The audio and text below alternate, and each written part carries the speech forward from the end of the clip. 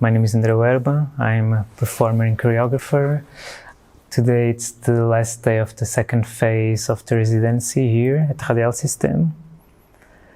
We've been mainly working with the idea of touch. Also, how can we touch without touch? There's a lot of physical touch, but there is also some emotional touch, or we try to find out what this means. Like, what does it mean to touch someone without touching it physically? So for me, it was also interesting to understand what shifts between the performers when I change the pairs, also in relation to intimacy, and also what are their boundaries and what they want to do and what they don't want to do in relation to touch. Yeah, for me, this idea of rehearsing intimacy, I think I'm still trying to find out what it means for me. But I think it's very connected to the way I want to live, or to the way I experience my life.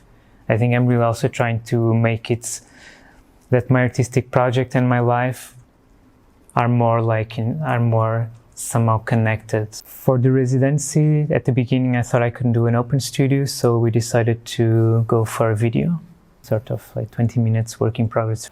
I'm very curious to understand how can I give the feeling of touch to an audience through a video. So I guess like some of the images will be produced sort of to touch the viewer in a maybe emotional way. This touch maybe might not always be something super pleasurable. It can be sometimes maybe a bit triggering something else, but I'm giving myself space just to experiment. And I think also through this project or through this research, I'm also trying to understand how can actually I bring like images or footage from my daily life, more or less, or some footage that sometimes I do it a bit random, or people do randomly from me.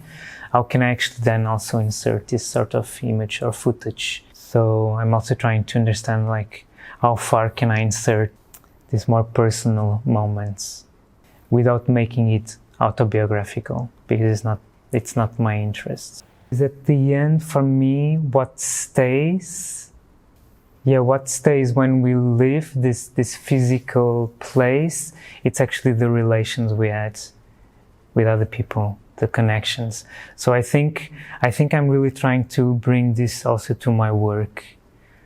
So I think I'm always the center because I'm the creator, but this center doesn't exist without the outskirts, meaning that it's the other people.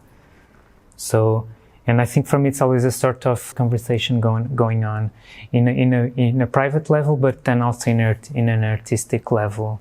The collaborators, the people that work with me, they always give me a lot of inputs when I'm developing a new project. But I also give space for that to happen.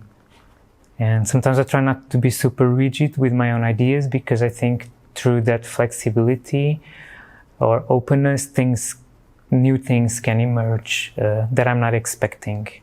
And sometimes, of course, I get a bit maybe too stuck with my own ideas. And it's nice to understand or to see how others would frame them. And also the images come often when I'm not looking for them.